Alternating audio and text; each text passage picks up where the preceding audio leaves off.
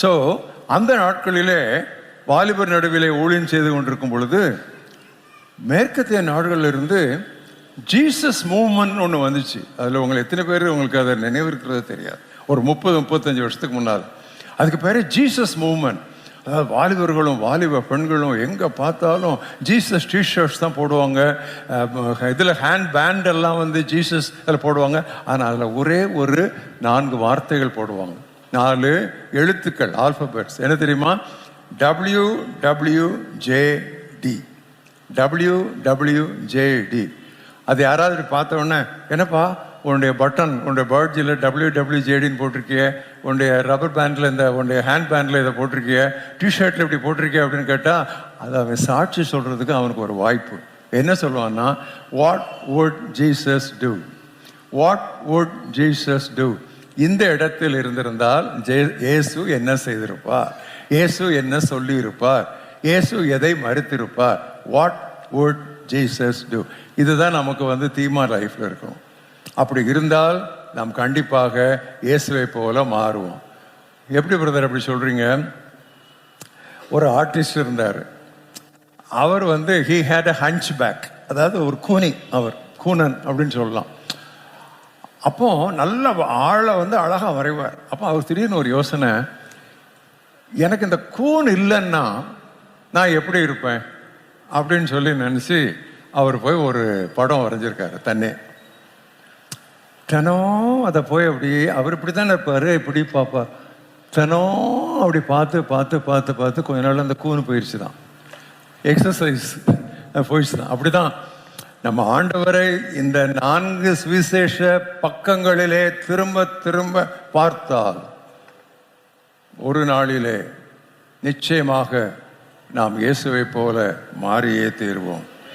எனவேதான் அப்போஸ்தலர்கள் தங்களுடைய சபை மக்களை குறித்து எழுதும் பொழுது, நாங்கள் அவரையே பிரசங்கித்து ஒவ்வொரு மனிதனையும் எச்சரித்து ஒவ்வொரு மனுஷனுக்கும் புத்தி சொல்லி அவனை கிறிஸ்து இயேசுவுக்குள் தேறினவனாக, நம்ம எல்லாரும் கிறிஸ்து இயேசுக்குள் இருக்கிறோம், ஆனால் கிறிஸ்து இயேசுவுக்குள் தேறினவனாக growth in Christ likeness நிறுத்த வேண்டும் என்பதே எங்களுடைய தரிசனம், பாரம், எங்களுடைய முயற்சி அத்தனையும் என்று கொலோசையர் 1:28 அவர்கள் சொல்லி இருக்கிறார்கள்.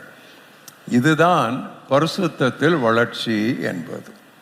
இயேசுவை போல் ஆவதென்றால் என்ன? பரிசுத்தத்தில் வளர்ச்சி.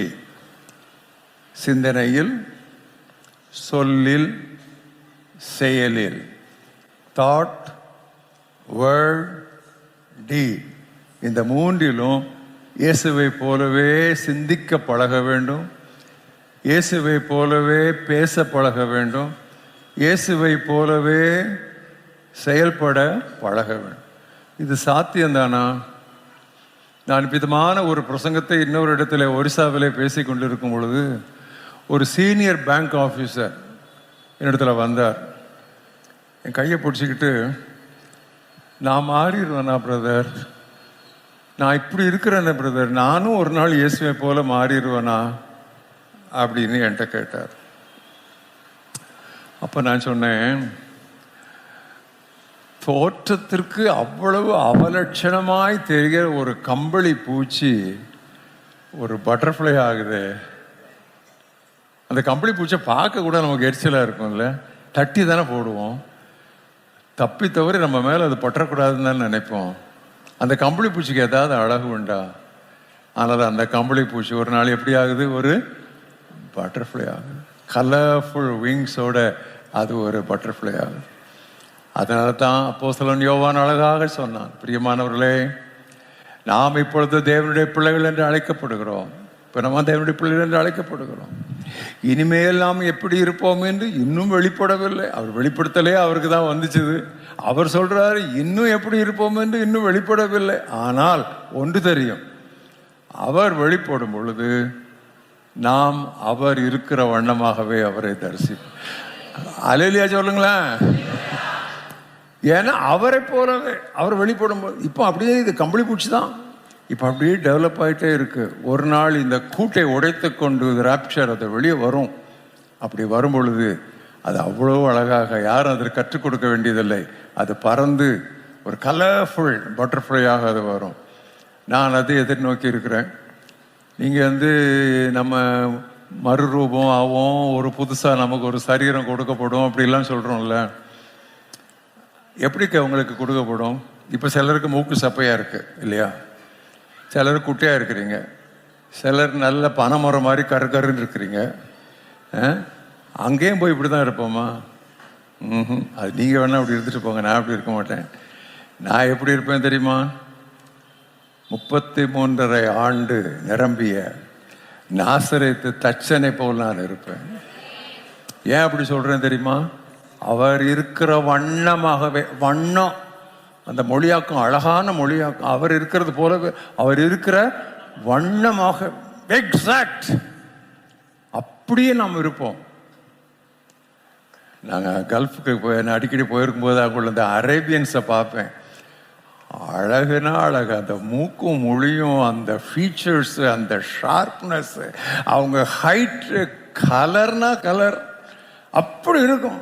சுண்ண ரத்தம் வரும், அப்படி வரும், அந்த மாதிரி இருப்பாங்க. அப்போ நான் நினச்சிக்குவேன், ஜீசஸ் இப்படி தானே இருந்திருப்பார், அழகாக இருந்திருப்பார்ல. அவர் 10,000 பேரில் சிறந்தவர், எவ்வளோ அழகாக இருந்திருப்பார். நீ நானும் அப்படி ஆக போகிறோம், கண்டிப்பாக அப்படி ஆகும். ஆனால் இங்கே எக்ஸசைஸ் பண்ணணும். அந்த கூவனன் அப்படி எக்ஸசைஸ் பண்ணான்ல, தினமும் போய் நின்று பார்த்தான்ல, அந்த மாதிரி நம்ம இந்த காஸ்பல்ஸை திரும்ப திரும்ப நம்ம வாசிக்கணும்.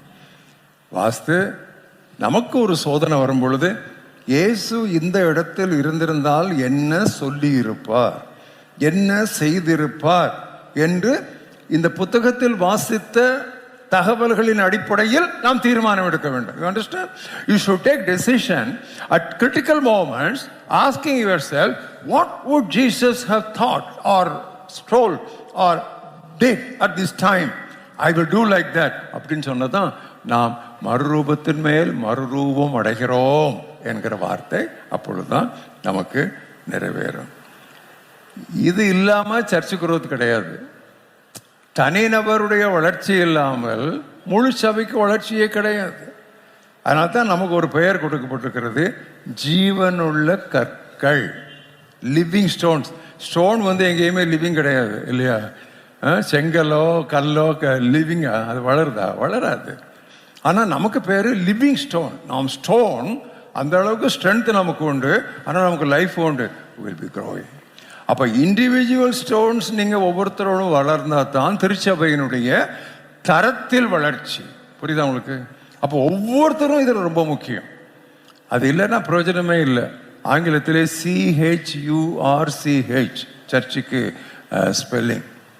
இதில் அந்த நடுவில் நீங்கள் இருக்கிறீங்க, 6 எழுத்து வருது, CHURCH. இந்த நடுவில் இருக்க 2 எடுத்துருங்க. அப்படிதானே? என்ன முடிக்கிறீங்க?